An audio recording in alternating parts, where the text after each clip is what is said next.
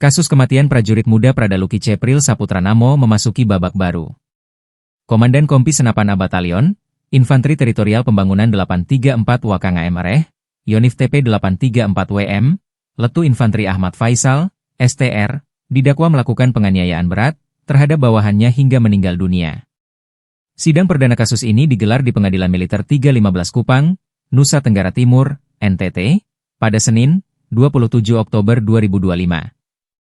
Dalam dakwaan yang dibacakan Auditor Militer, Letkol CHK Yusdarto, terdakwa disebut telah melakukan tindak kekerasan dengan cara mencambuk dan menendang Pradaluki saat berada di ruangan staf Intel dan staf Kas Unit TP 834 WM di Desa Airamo, Kecamatan Aesesa, Kabupaten Nagekeo, pada bulan Juli 2025. Pada suatu waktu di bulan Juli 2025, bertempat di ruangan staf Intel dan ruangan staf Kas Unit TP 834 WM, Desa Airamo, Kecamatan Aesesa, terdakwa dengan sengaja melakukan kekerasan terhadap Pradaluki dengan cara memukul, menendang, dan mencambuk korban, ujar Auditor Militer dalam ruang sidang yang dipimpin Mayor CHK Subiatno sebagai Hakim Ketua. Tindakan kekerasan dan pelanggaran disiplin militer. Dalam pembacaan surat dakwaan, Auditor Militer menjelaskan bahwa perbuatan terdakwa termasuk dalam kategori pelanggaran berat terhadap disiplin dan kehormatan militer. Ahmad Faisal, menurut Auditor, tidak hanya terlibat langsung dalam kekerasan terhadap Pradaluki, tetapi juga tidak mengambil tindakan untuk menghentikan kekerasan yang dilakukan oleh prajurit lain terhadap korban.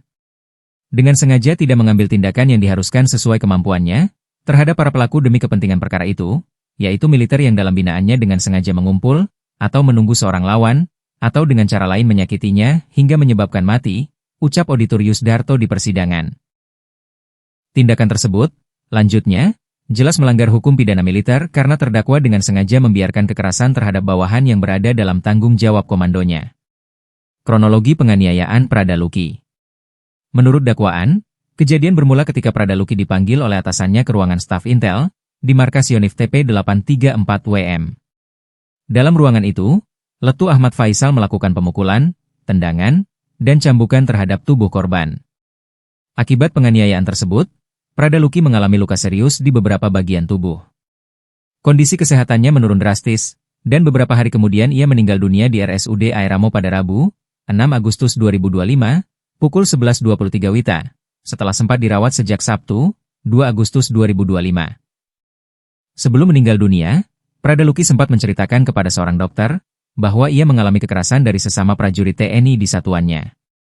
Kondisi jenazah yang mengenaskan. Kondisi tubuh Pradaluki saat ditemukan disebut sangat mengenaskan. Dua foto yang beredar memperlihatkan luka-luka parah di sekujur tubuh korban. Dalam salah satu foto, tubuh Pradaluki tampak terbaring menyamping tanpa busana bagian atas. Memperlihatkan lebam dan luka cambuk dari pinggang hingga bahu. Foto lain menunjukkan bagian dada dan perut korban juga dipenuhi luka lebam, sementara beberapa alat medis menempel di tubuhnya. Seorang warga yang membantu mengurus jenazah korban di RSUD Airamo mengungkapkan bahwa tubuh Pradaluki dipenuhi luka lebam dan sayatan di beberapa bagian. Tubuhnya penuh luka, seperti bekas pukulan dan cambukan. Kami sangat kaget melihat kondisinya, ujar warga tersebut kepada wartawan. Tangisan ibunda Pradaluki di persidangan. Suasana haru mewarnai ruang sidang saat Sepriana Paulina Mirpe, ibu kandung Pradaluki yang akrab disapa Mama Epi, datang menghadiri persidangan. Mengenakan kaos putih, bertuliskan, Justice for Pradaluki CS Namo. Mama Epi duduk di luar ruang sidang utama, sambil memeluk foto sang anak dengan tangis pilu. Air matanya terus mengalir di pipi, sementara tangannya tak lepas menggenggam tisu, untuk mengusap wajah. Kehadiran Mama Epi menjadi simbol, tuntutan keadilan bagi kematian anaknya yang dinilai janggal. Sidang perdana perkara yang terregister dengan nomor 40K PM 315/X 2025 itu dipimpin oleh Mayor CHK Subiatno selaku Hakim Ketua, dengan dua hakim anggota yakni, Kapten CHK Denis Kerel Napitupulu, dan Kapten CHK Zainal Arifin Anang Yulianto. Panitera sidang adalah, Letda CHK I Nyomandama Setiawan, sedangkan Auditor Militer dipegang oleh, Letkol CHK Yusdarto.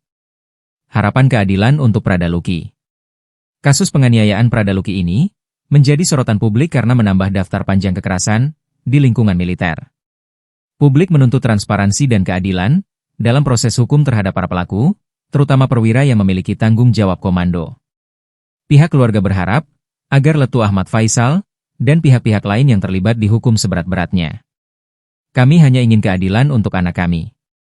Jangan ada lagi prajurit muda yang mati karena dianiaya, ucap Mama Epi dalam pernyataan singkat usai sidang.